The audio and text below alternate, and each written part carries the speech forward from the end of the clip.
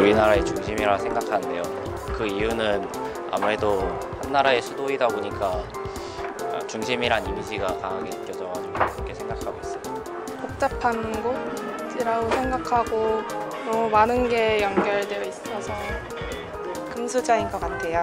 서울에 살면 시간도 많이 단축될 수 있고 친구들이랑 술도 늦게까지 먹을 수 있고 시간이 되게 중요한 건데 시간을 아낄 수 있어서 좋은 것 같습니다.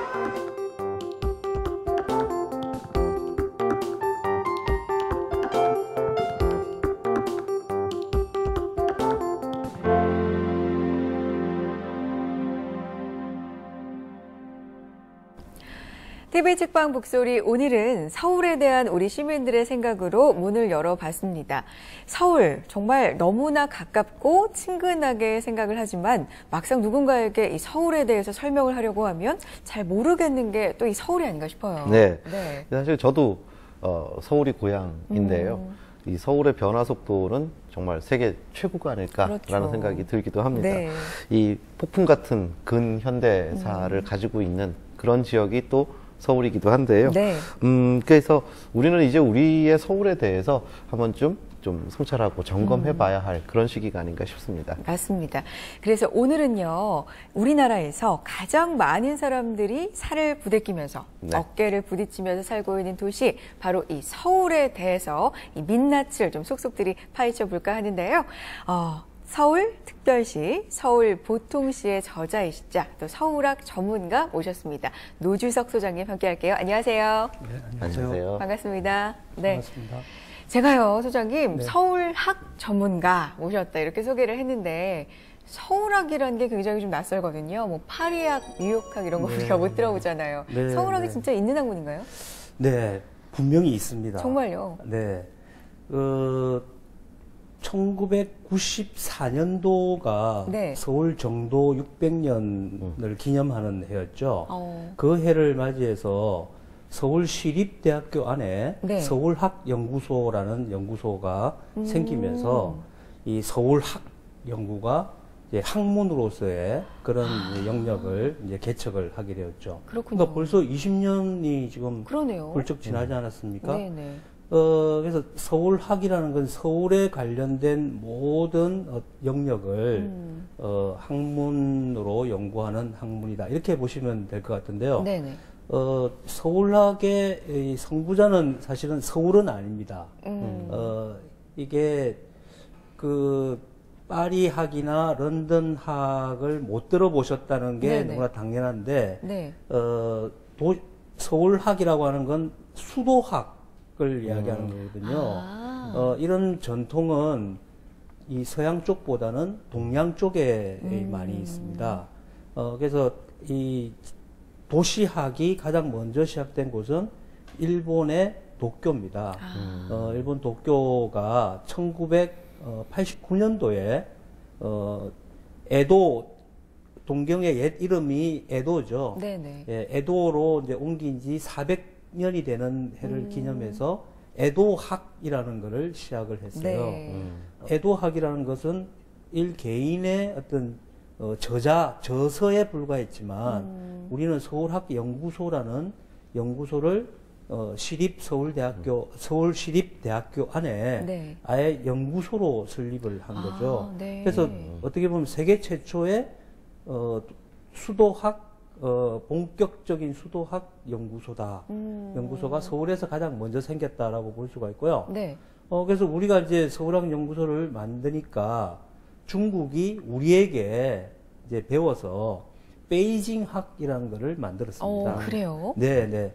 그래서 지금은 서울학이 도쿄학과 오사카학, 베이징학, 또 베트남의 하노이학 이렇게 동남아시아의 이런 수도의 전통을 갖고 있는 도시들을 리드를 해서 그런 학문화하는데 역할을 하고 있죠. 저는 제목부터 좀 굉장히 매력적이라는 생각이 들었거든요. 서울특별시대, 보통시인데 그 책 내용 중에 이런 게 나와요. 서울은 마치 뭐 엄마라는 이름, 아내라는 이름을 갖고 자기 이름을 잃고 살아가는 여자와도 네. 같다는 생각을 이제 쓰시는 네. 그 부분이 나오는데 네. 상당히 좀 인상적이었어요. 그러니까 수도라는 그 번위에 뭔가 가려져서 네, 네. 서울 본연의 모습을 우리가 좀 잊고 산 게 아닌가라는 네. 생각이 전 들었는데 네. 그런 좀 의도에서 이 책을 쓰신 것도 있을까요? 네. 아, 그게 정말 우리가 서울 특별시라는 이름에 너무 또 수도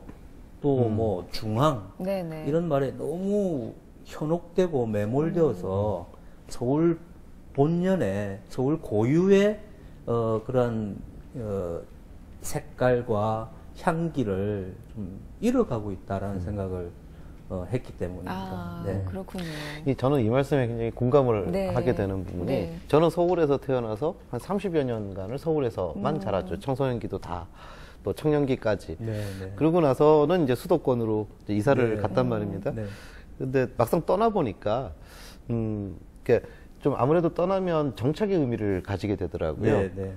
서울에 살았을 때는 보니까 저희 아버지 어머니 따라서 거의 한 20번쯤 이사를 다녔거든요. 네, 그러니까 네. 그 어느 한 곳에도 서울 안에 있었지만 정착해 보지는 못했고 네. 그러다 보니까 내가 서울에서의 어떤 그 뭐랄까요 이제 내가 여기가 내 근거지다라는 네. 생각을 고향이다라는 생각을 못했는데 막상 떠나고 나니까 네. 굉장히 애틋하고 예 지금 말씀하신 것처럼 좀 안쓰러운 네, 곳이기도 네. 하다라는 생각이 지금 네. 드는데요. 네. 그렇군요.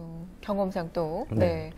책에 또 보면요. 이 첫 번째 이제 네. 주제랄까요? 소 주제로 들어가 보면, 서울은 남과 북으로 갈라져 있는 네, 그런 도시다라고 이제 나오는데 그게 강남과 강북을 말씀을 하신 거잖아요. 네, 근데 그게 그렇습니다. 최근의 일이 아니라 예전부터 이어져 온 것이다. 이런 말씀 하시거든요. 자세히 좀 들려주세요. 네, 네. 전 한마디로 강북은 조선시대 한양의 연속선상에 있다라고 네. 생각을 하고요. 강남이 대한민국의 서울이다. 이런 생각을 많이 갖고 있어요. 이렇게 서울이 지금은 한강을 경계선으로 해서 강북과 강남으로 이렇게 이제 분리가 된 듯한 이런 느낌을 주는 거죠. 아직 정치의 중심은 강북에 있지만 사실 경제의 중심이 강남으로 넘어간 것은 오래된 일이죠. 근데 이런 현상이 네. 조선시대에도 500년 동안 계속이 되었습니다. 그때는 서울이라고 하는 거는 사대문 안을 의미하는 것이었죠. 지금 서울이 30분의 1 정도의 크기라고 보면 됩니다. 강남이 18km 정도의 사대문으로 둘러싸여져 있는 지역인데 네. 지금은 서울이 확대가 되면서 한강이 서울의 남과 북의 경계를 이루지만 조선시대에는 사대문 안에 흐르는 청계천, 청계천이 서울을 남과 북으로 나누는 경계선이었습니다. 그래서 서울에는 이제 원래 조선 한양에는 5개의 부가 있었죠. 지금으로 치면 25개 자치부인데 동서 남북 중 이렇게 5개의 구가 있었는데 청계천 북쪽으로 이제 북촌과 지금 경희궁과 덕수궁이 있는 쪽이 이제 서촌이고 낙산 아래 지금 대학로 쪽 해화동 동숭동 그쪽이 이제 동촌 이라면 청계천 변에 위치한 게 중촌이라고 했습니다. 중촌이라고 하는 건 왜 중촌이냐면 중인들이 주로 청계천변에 많이 살았기 때문이죠. 역관이나 의관이나 또 군인들 이런 사람들이 많이 살았기 때문에 중촌이라고 했죠. 그다음 청계천 아래쪽으로는 남촌이라고 했는데 약간 현역에서 물러난 그런 느낌이라면 동서 북촌은 현직에 있는 고위 관리들이 살던 그런 곳이었습니다. 그래서 지금 강남북보다 훨씬 더 지역 그 격차가 심했죠. 북촌에 사느냐 남촌에 사느냐에 따라서 어느 동네에 사느냐라고 물어보고 남촌에 산다 그러면 뭐 에이구 쩌쩌쩌 뭐 이렇게 할 정도로 네네. 그 현상은 우리가 일제 강점기에도 계속이 됩니다. 일제 강점기에는 일본 점령 식민지 국가인 피식민지인 조선 사람은 청계천 위쪽 종로 쪽을 중심으로 해서 다 살았고요. 일본 거주민들이 주로 남촌에 많이 살았습니다. 그래서 지금 후암동이나 이런 남산 주변의 주택가들이 다 일본 사람들이 살던 이제 적산 가옥이었죠. 그래서 그 주택의 건물 모양들을 봐도 좀 그런 영향들이 남아있죠. 아직까지도. 남아있죠. 네네. 그래서 그 시기를 일제시대 때는 북촌에 사는 사람들이 남촌에 가는 걸 굉장히 동경했었어요. 왜냐하면 이 사람들이 남촌은 이제 도로를 정비를 잘 하고 하수 시설을 잘 갖추고 상하수도를 갖추고 또 여기에 이제 상점가를 휘황찬란하게 뒀죠. 그게 지금 오늘의 명동입니다. 네. 그러다 보니까 이제 그 김두한 아시죠? 네네. 네. 이제 주먹 그쵸. 쓰던 김두한이 우리 우미간이라는 극장을 중심으로 해서 종로에서 활동을 하게 되고 네. 이제 일본 주먹 쓰는 사람들은 본전통, 지금의 이제 충무로 본전통을 중심으로 해서 진을 치고 서로 청계천변에서 이제 뭐 세력 다툼을 벌이는 이런 시대가 있지 않았습니까? 네. 그것처럼 36년 동안 그런 남북이 역전된 그런 시대가 또 있었고요. 근데 이제 해방과 이제 정부 수립 이후에 60년대 이후에 한강이 이제 70년대에 강남이 이제 그 본격적으로 개발이 되잖아요. 그 이후에는 서울의 중심이 이제 한강이라는 큰 강을 건너서 남쪽으로 좀 내려간 그런 이제 그 상황이 좀 전개가 된 거죠. 근데 한강에 섬이 12개나 있다고 이 책에서 봤습니다. 네, 네. 12개가 되나? 막 세려봤는데 일단 먼저 뭐 여의도도 섬이긴 그렇죠. 하죠. 네, 근데 뭐 밤섬도 있고 선유도도 있고 노들섬 뭐 이런 정도인데 이거밖에 모르겠더라고요. 나머지 12개가 뭔지 모르겠는데 너무 많더라고요. 예, 생각보다 많죠. 네. 저도 이제 조사를 해보니까 12개의 섬이 있었는데 지금은 사실 5개 정도밖에 남지 않았죠. 근데 우리가 섬이라고 생각하지 못하는 것들도 있어요. 뚝섬. 네, 예. 뚝섬은 섬인데 지금은 이제 그 육지, 그렇죠. 본래 육지였는데 조선시대에는 뚝섬을 섬이라고 생각했어요. 예. 그러니까 한양 도성을 벗어나서 지방으로 가려면 중랑천이나 한강이라는 큰 강을 건너야 되기 때문에 여기는 육지가 아니라 섬이다라고 이제 생각을 했었고요. 그 다음에 잠실도 잠실섬이죠.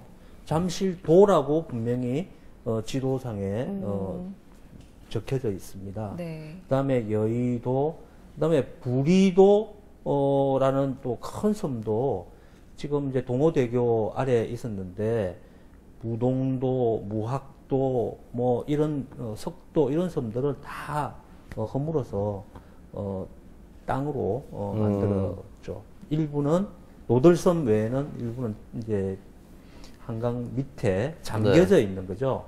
그래서 한강을 볼 때 재밌는 게 사실은 한강은 잠실대교 아래에 댐이 하나 있고 행주대교 아래 댐이 하나 있습니다. 수중보라고 하죠. 수중보. 예. 그 두 개의 수중보가 한강에 물을 가둬놓고 있어요. 그래서 한강은 어떻게 보면 그 거대한 호수다라고도 볼 수가 있는데요.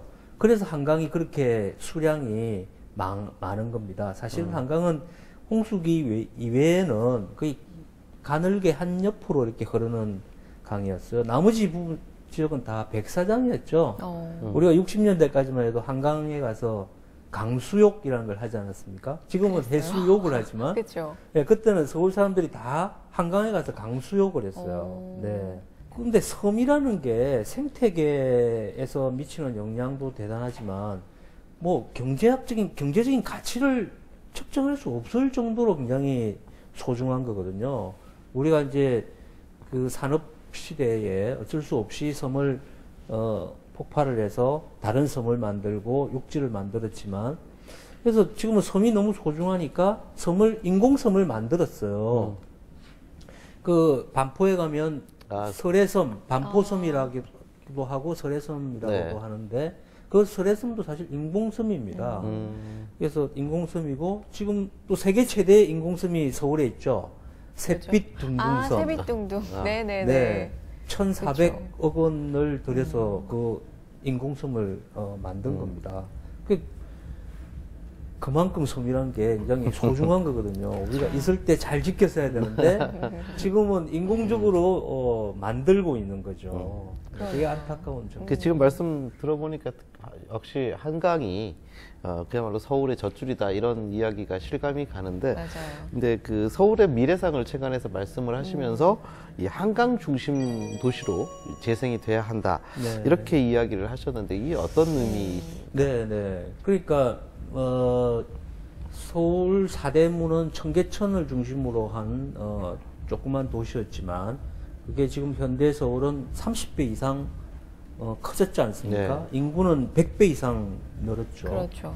그렇게 서울이 확장이 되다 보니까 한강이 강남과 강북의 중심에 있게 되었잖아요.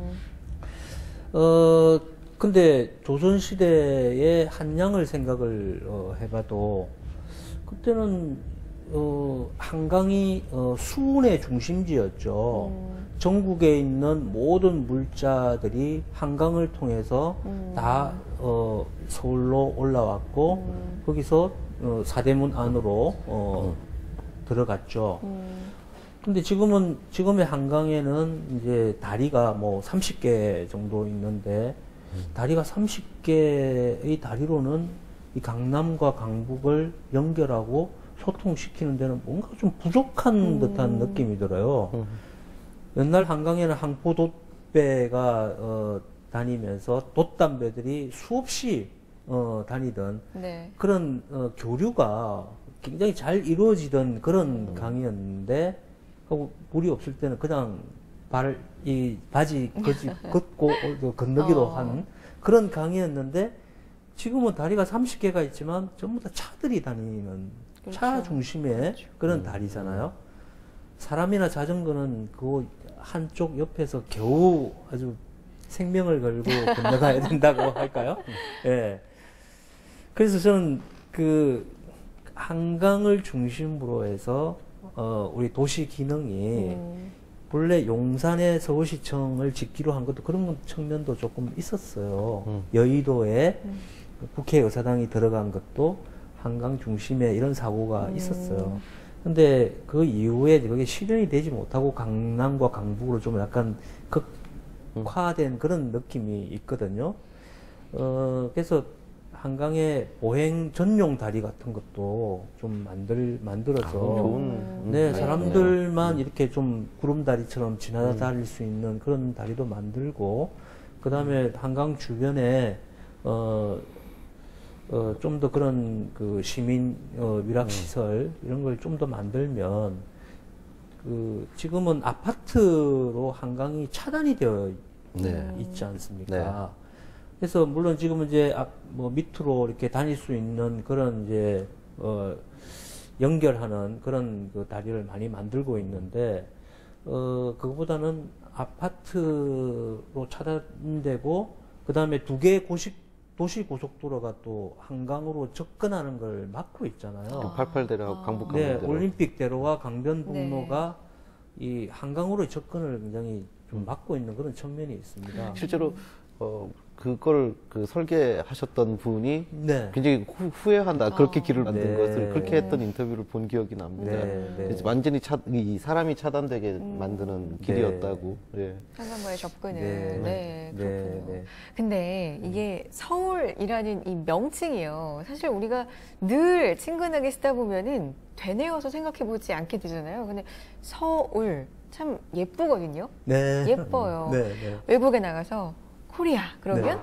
서울 대표적으로 알고 또 요즘 뭐 아이 서울 유 이것도 네. 참 네. 예쁘게 또 들리기도 하는데 근데 이 서울의 이름이 서울이 아닐 뻔했다는 얘기가 또 책에 있습니다. 네, 그 네. 얘기 좀 들려주세요. 이게 이 나라를 잃었기 때문에 생긴 그런 하나의 해프닝 같은 그런 사건입니다. 네. 이제 식민지를 우리가 경험을 하게 되었잖아요. 그러다 보니까 서울의 공식적인 이름은 한성부가 공식적인 이름이었고 한양이라는 이름이 백성들은 다 그렇게 부르던 이름이었죠. 근데 이제 한일 합방 이후에 총독부 일제 총독부가 서울의 이름을 경성이라고 바꿨습니다.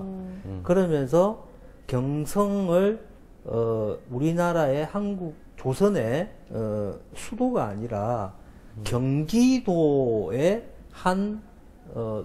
경기도에 속해 있는 한 도시로 격화를 시켰어요. 네네. 네. 그래서 지금 기억하시는 분들도 계실 텐데 강화문에 가보시면 그때 경기도청이 강화문에 있었어요. 지금 이제 서울역사박물관 바로 옆자리인데 네. 서울시가 있던 게 아니고 경기도청이 있었습니다. 그래서 경기도지사가 서울과 경기도를 다스렸죠. 네. 그래서 이제 해방이 되고 나니까 이 경성이라는 이름을 바꿔야 되겠는데 어떤 이름으로 바꾸면 좋겠느냐 해서 이제 여러 가지 아이디어가 그때도 나왔습니다만 그때는 2년간 우리가 이제 미군정 치하를 겪었죠. 우리가 이제 선거 정부 수립하기 이전에 그래서 미군정이 한국 국민들에게 선물을 주겠다고 하면서 서울특별시라고 하는 그 도시의 이름을 지어준 겁니다. 그러면서 경성을 서울특별시로 이름이 바뀌게 된 거죠. 근데 그걸로 끝났으면 좋았을 텐데, 네. 우리가 이제 정부가 수립돼서 이승만 정부가 이제 들었었죠.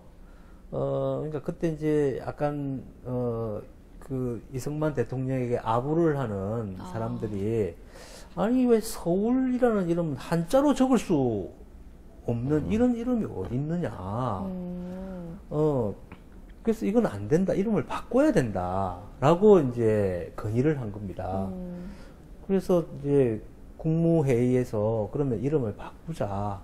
그럼 어떤 이름으로 바꿀지 한번 공모를 하고, 위원회를 구성해서 뭐 하자.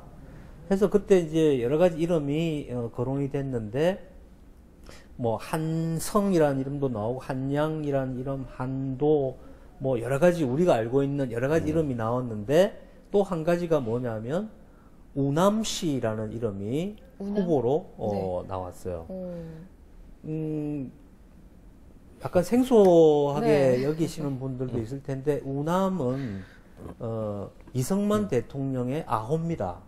우남 이승만인데 이승만 대통령의 아호를 따서 우남시로 이름을 바꾸자라는 의견이 조사를 해보니까 1등을 했어요. 네. 그래서 이제 그렇게 바꾸기로 했는데 아, 그래요. 뭐 여러 가지 반대가 좀 있었죠. 그래서 언제 바꿀 거냐 하고 이제 시기를 보고 있는 찰나에 네. 4.19 혁명이 터져서 그 우남시로 명칭을 바꾸는 일은 없었던 일로 되어버렸습니다. 어쩌면 다행스러운 일이죠. 네. 그렇군요. 그 이름이라는 것이 그 네, 단어 하나에 모든 것들을 이제 담고 있다 이렇게 해도 과언이 아닐 겁니다. 이름 그 자체가 역사이기도 네, 하거든요. 네, 네. 근데 이제 일제 강점기에 창씨개명이라고 해서 일본식으로 이름을 다 사람들을 바꾸게 네, 한 네. 뭐 이런 좀 슬프고도 참혹한 그런 역사가 있는데 그렇죠. 그 사람 이름뿐만이 아니라 그 창지 개명 네, 말하자면은 땅 지역 이름도 이름을. 예 네. 땅의 이름도 일본식으로 이제 바꾸게 만든 그런 사건 그런 폐해. 근데 그것이 아직도 완벽하게 다 수정이 되지 않고 현재까지 이어지는 그런 부분이 있다고 들었습니다. 네, 네. 그 땅 이름 학회라고 하는 그 이제 민간 연구기관에서 조사를 해보니까 지금 서울의 동 이름의 30%, 그다음 특히 종로 지역의 동 이름의 60%가 일제의 잔재로 아직도 남아 있다. 라는 그 연구 결과를 발표를 한 걸 보았거든요. 그만큼 아직도 지금 현대에도 일제 강점기에 만들어진 이름을 우리가 아직도 쓰고 그대로 뭐 있는 행정구역 이름으로 쓴다든지 그렇죠. 예, 무슨 동 네. 무슨 동. 예. 네, 네. 일제 시대 때 그렇게 우리의 그 이름 지명이 많이 변화를 했는데 우리 역사에서 두 번의 큰 사건이 있었어요. 네. 지명에 관련된. 이제 6세기 때 신라 시대 때 경순왕이라는 왕이 있었는데 그 왕이 우리 지명을 전부 한자로 다 바꿨어요. 예. 그래서 오늘날 이제 그 이후로 전해지는 모든 지명은 그때 경순왕 때 바꾼 지명들입니다. 그때 만약 우리의 고유한 이름들, 그러니까 뭐 모래내 같은 이런 네. 이런 이름들이 한자로 안 바꿨으면 한자로 바꾸니까 사천이 된 거죠. 예. 모래사자 내천자를 써서 안 바꿨으면 모래내라는 이름이 그대로 남아 있었을 거겠죠. 그 다음에 큰 사건이 바로 이제 일제 총독부가 이제 자행한 창지 개명이죠. 근데 창지 개명에서 가장 그 나빴던 게 동 이름을 합친 겁니다. 그걸 동 이제 이름을요? 예, 합성 지명이라고 하는데요. 네. 하나의 이름을 완전히 없애버리거나 네. 새로운 이름으로 짓는 게 아니고 두 개의 동을 행정 개편이라는 이름으로 두 개의 동을 합치면서 아래 앞뒤자 앞뒤자 예, 한자씩 한자씩을. 따서 붙인 거예요. 그러니까 우리가 가장 잘 아는 이름 뭐 있죠? 인사동. 인사동. 네. 인사동 우리는 아주 이렇게 친근하고 좋은 그렇죠. 이름 뭐 인사가 만사라는데 어떻게 이렇게 좋은 이름을 붙였을까 생각하지만 전혀 상관이 없습니다. 관인방이라고 하는 동이 있었어요. 네. 그 다음에 산은요? 대사동, 오. 큰 이제 지금 파고다 공원이 네. 있는 네네네. 그 탑이 있는 그 동네가 대사동입니다. 간인방의 인자와 대사동의 사자를 두 개를 합쳐서 인사동으로 바꾼 거예요. 그다음 또 뭐가 있을까요? 청운동. 네. 예. 청운동. 청운동도 그 정말 정감이 가는 이름이지만 네. 청운과는 아무 관계가 없습니다. 청운의 꿈을 안고 예, 이런 그런 거 그런 아니에요? 거와 관계가 없어요. 본래 그 인왕산으로에서 청계천으로 흐르는 계곡 이름이 그 청풍계라는 계곡 이름이 있었어요. 네.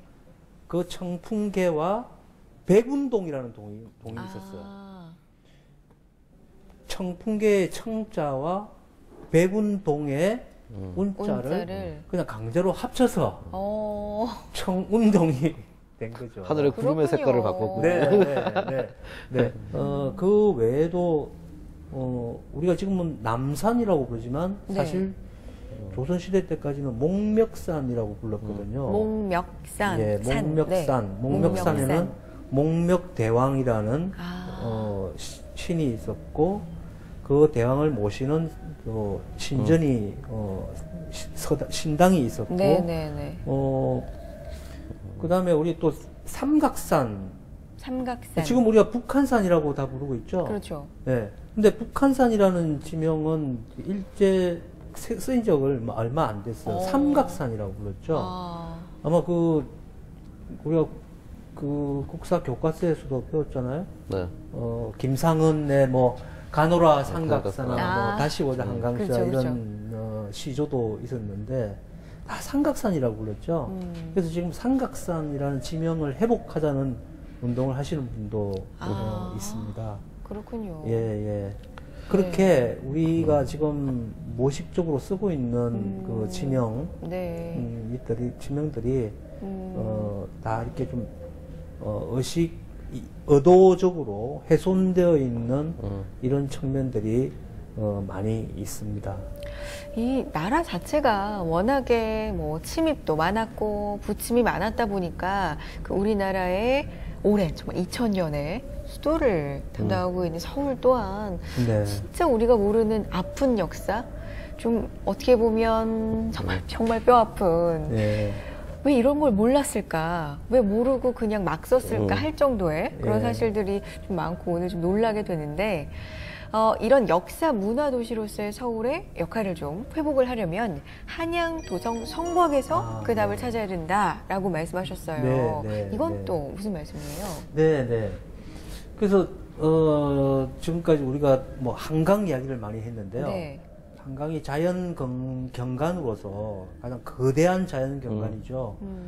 그래서 첫눈에 보이는 경관이지만 사실 그 도시로서의 한양, 그 다음에 이 한양을 이어받은 서울의 가장 뚜렷한 랜드마크로서의 정체성이라고 한다면 저는 한양도성이라고 생각을 합니다. 한양도성은 그 조선 500년 동안 왕들이 즉위하면 먼저 가서 올라가서 그렇죠. 이 도성이 잘 있는지 가서 살피고 그 다음에 만약에 좀 허물어진 곳이 있으면 다시 짓고 굉장히 관심이 컸던 곳이죠. 네. 그래서 이 620년이 되었죠. 조선이 건국한 이후로는 620년 동안 항상 관심을 갖고 거기에 힘을 기울였던 그런 우리나라의 모든 역량이 다 담겨져 있는 그릇이다 이렇게 보면 됩니다. 네. 근데 우리가 한양도성은 그냥 사대문을 둘러싸고 있는 외곽의 뭐 성곽 아니냐 이렇게 이제 생각을 네. 많이 하시잖아요, 그죠? 근데 그게 아닙니다. 한양도성의 문이 사대문이죠. 한양도성을 드나드는 출입문이 숭례문, 흥인지문, 돈이문, 숙정문 이 네 개의 문이고 그 문만으로는 사용하기가 불편하니까 또다시 네 개의 작은 문을 내어준 게 사소문, 사대문과 사소문이 한양도성과의 한 몸이라는 걸 우리가 가끔씩 잊고 있어요. 이 사대문을 둘러싸고 있는 8개의 출입문이었죠. 이 출입문을 가장 중심에 보신각이라고 하는 종루, 지금 이제 보신각, 종루를 두고 여기서 밤 10시가 되면 종을 쳐서 이제 통행 금지를 실시하고 또 새벽 6시가 되면 종을 쳐서 이제 문을 여는. 그래서 한양도성이 서울의 하루가 시작되고 끝나는 곳이기도 하고 우리나라 전체가 시작되고 끝나는 곳이기도 한 거죠. 그래서 한양도성이라는 건 왕권의 뭐 상징이다 이렇게 단순하게 그렇게 볼 것이 아니고 네. 우리 나라를 국권을 상징하는 나라를 상징하는 지배 이데올로기의 가장 정화된 어떤 물건이다. 저는 그렇게 생각을 합니다. 그래서 이 책에 보면 저는 광화문에 대해서 네. 이야기하시는 이제 그 대목들이 굉장히 또 가슴에 네. 남더라고요.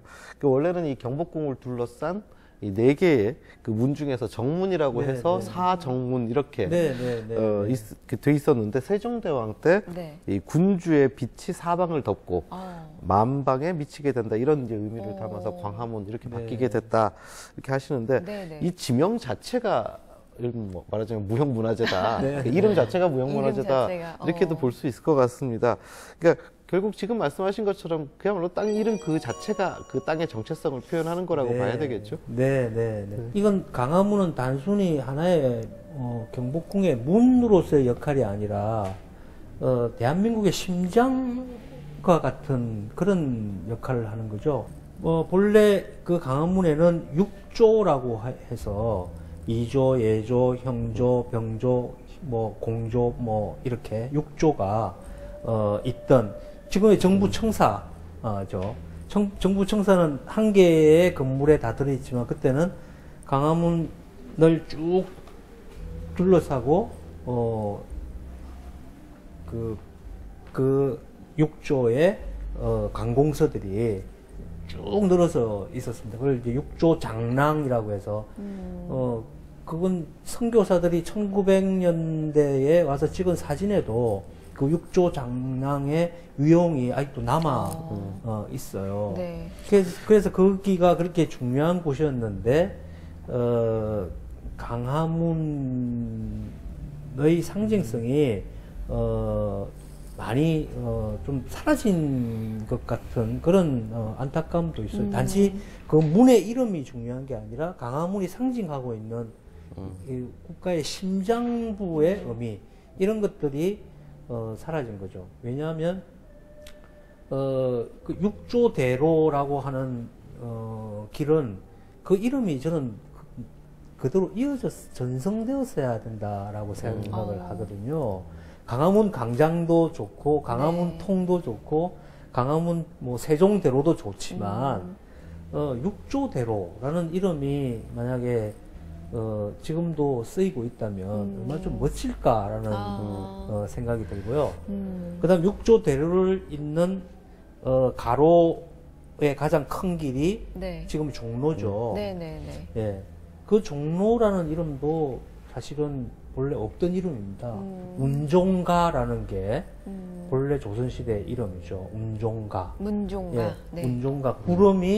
구름처럼 모여드는 사람이 구름처럼 운집하는 운종가. 도로다. 운종. 구름 운자 모일 집자 네. 운종입니다.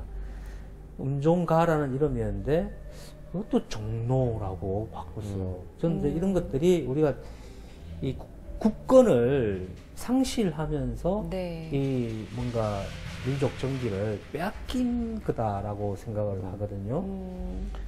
그래서 한양도성도 우리가 왜 서울 한양도성과 사대문, 팔대문이 한 몸이라고 느끼지 못하느냐 하면 그거를 일부러 근대화라는 이름으로 길을 넓힌다면서 일부러 성벽을 다 헐었어요. 의도된 바가 컸죠. 그러니까 이제 조선은 망했다. 우리가 주인이다라는 걸 보여주기 위해서 근대화라는 개념의 옷을 입혀서 성곽을 허문 거예요. 성곽을 허문 것 자체가 국권 상실을 뜻하는 거죠. 아, 속상하네. 네, 진짜. 이 강화문의 의미 또 한양도성의 의미 두 개가 다 그런 동네 이름을 바꾼다든지 하는 것들이 그런 어떤 식민지 경영의 한 방법으로서 사용됐다 이렇게. 네. 근데 왜 우리가 그걸 회복하지 못했느냐라는 게 아쉬울 뿐이죠. 서울에 대한 이야기를 하다 보면 뭐 정말 거슬러 올라가서 다 연결이 돼서 지금의 인사동이 이래서 지금의 종로가 이래서 뭐 광화문이 이래서 다 연결돼서 이렇게 알 수가 있는데 또 60, 70년대 이야기 안 할 수가 없거든요. 격변의 네, 정치적으로도 굉장히 격변의 시기라고 할 수가 있는데 많은 분들 뭐 기억하시는 서울 요새화 네, 네. 계획 또 네. 이걸로도 많이 모습이 바뀌었다라고 네, 네. 알고 있는데요. 그렇습니다. 어떻게 바뀌었나요? 그러니까 이제 1968년 1월 21일이죠. 그때 이제 김신조 일당이 이제 청와대를 이제 습격하러 내려오지 않았습니까? 그 이후에 안보에 대한 불안감이 굉장히 커졌죠. 네. 또 몇 년 후에 1975년도에 이제 월남이 패망하면서 월남이 공산화되지 않았습니까? 그래서 어떻게든 그걸 지켜야 되겠다라는 것 의식이 있었고, 그다음에 북한이 그 시기점에서 이제 장사정포, 장거리포를 개발을 했죠. 그래서 서울이 사정권 안에 들게 된 겁니다. 이걸 그냥 이대로 방치할 수는 없다. 서울 인구가 70년대에는 벌써 500만 명을 돌파를 해버렸으니까 이제는 뭐 피난 갈 수 있는 그런 상황도 아니죠. 네. 100만 명일 땐 또 피난을 못 갔는데 500만 명일 때 피난을 못 가니까 그렇죠. 어떻게든 이 안에서 뭔가 국민들의 안보 불안을 좀 해소해야 되겠다라는 생각에서 그러한 시설물들이 다 지어진 겁니다. 그래서 남산 1, 2호 터널은 서울 시민 30만 명이 유사시에 대피할 수 있는 방공호였죠. 남산 타워도 마찬가지였죠. 네. 이제 전파를 우리가 이제 이 체제 경쟁에서 이기기 위해서 이제 전파를 교란하고 또 전파를 보낼 그런 목적이 필요했었고요.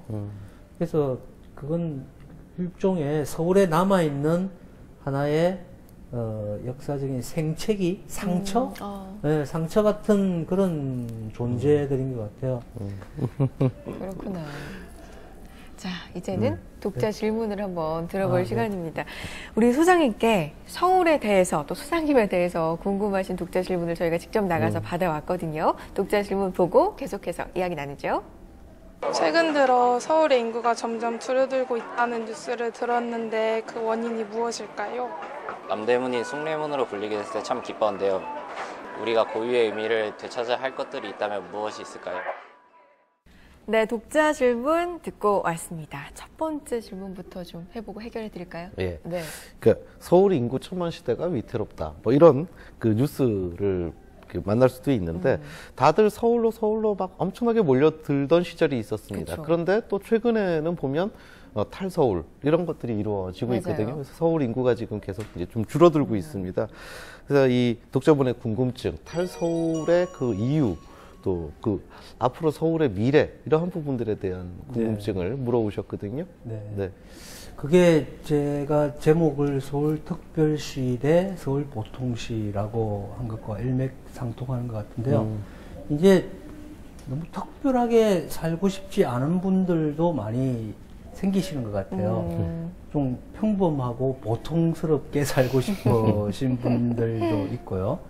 너무 번잡하게 이렇게 살다기보다 자기 뭐 삶의 원비를 찾는 이런 쪽을 더 많이 생각을 하시는 것 같아요.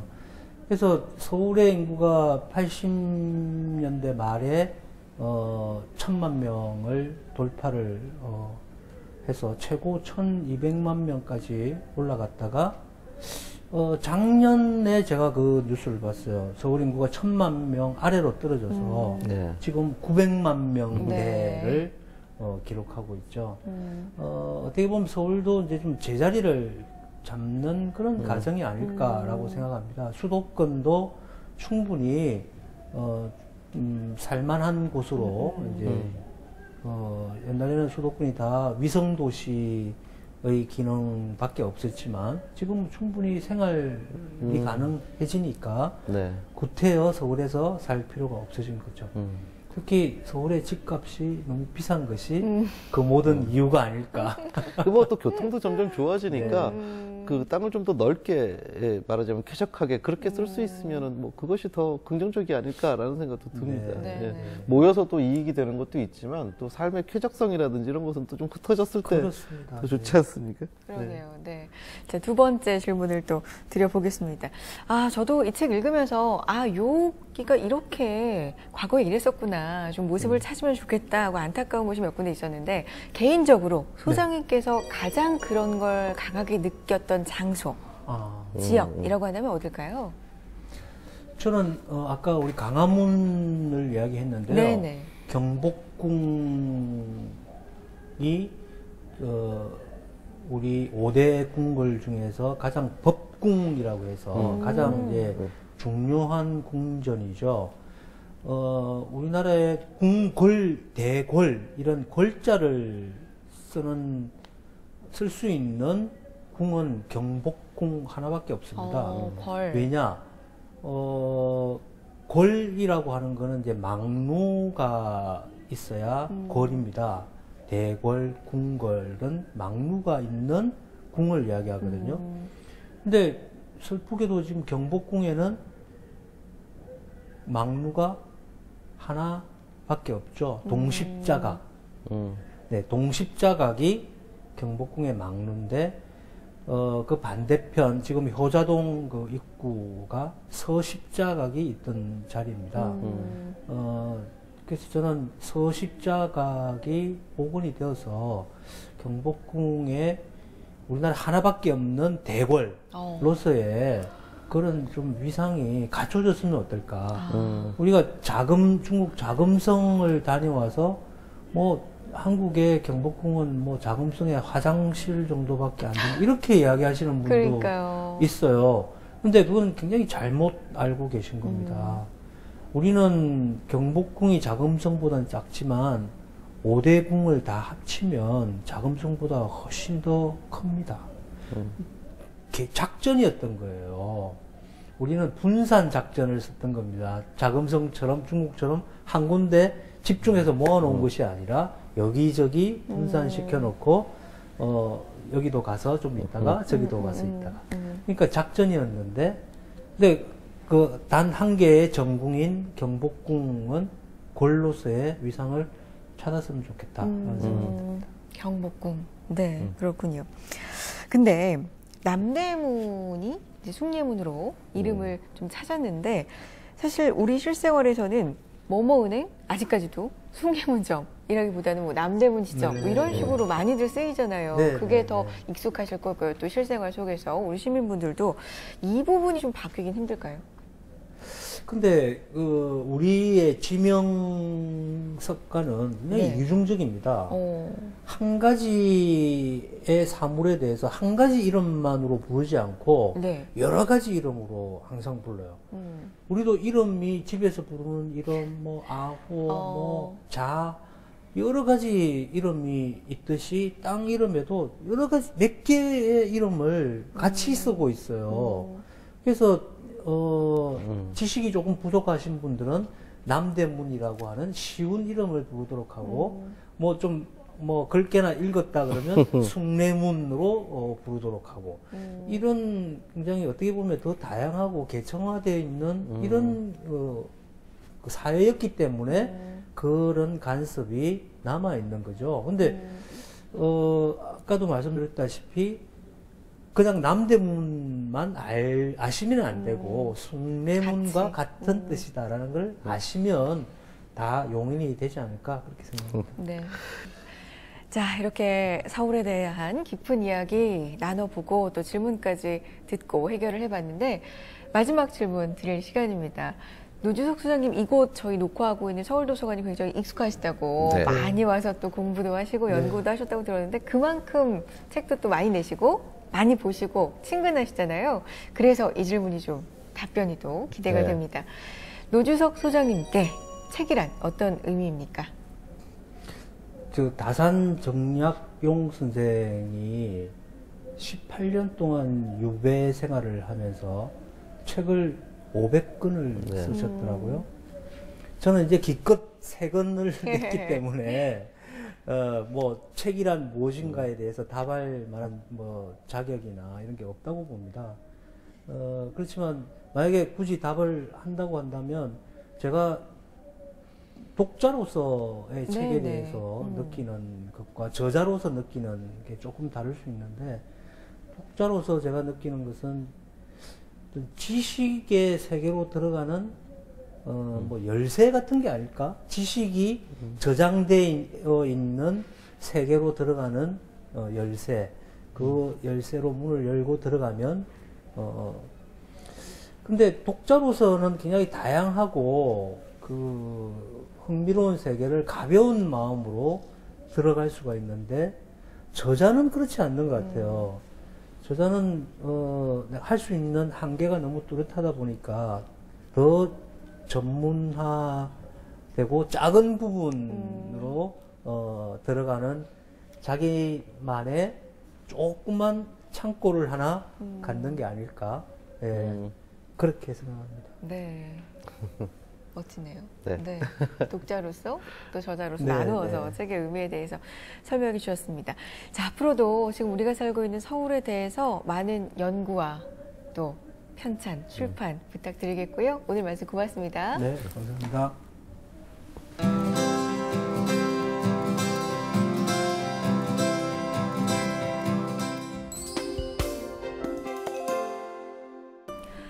자랑스럽기도 하지만 한편으로는 부끄럽고 좀 안타깝기까지 한 서울의 역사, 문화에 대해서 오늘 낱낱이 살펴봤는데요.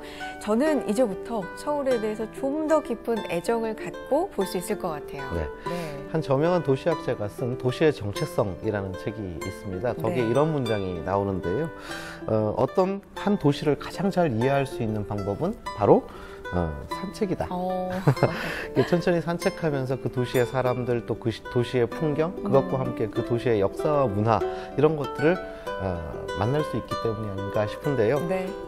이번 주말 이제 이 서울을 네. 한번 천천히 산책하시면서 또 책과 함께 이 서울의 또 역사 이런 쪽으로 한번 들어가 보시면 좋을 것 같습니다. 맞습니다. 산책하실 때 책 한 권 가지고 가시는 거 잊지 마시고요. 다음 이 시간에도 좋은 책으로 인사드리겠습니다. 여러분 고맙습니다.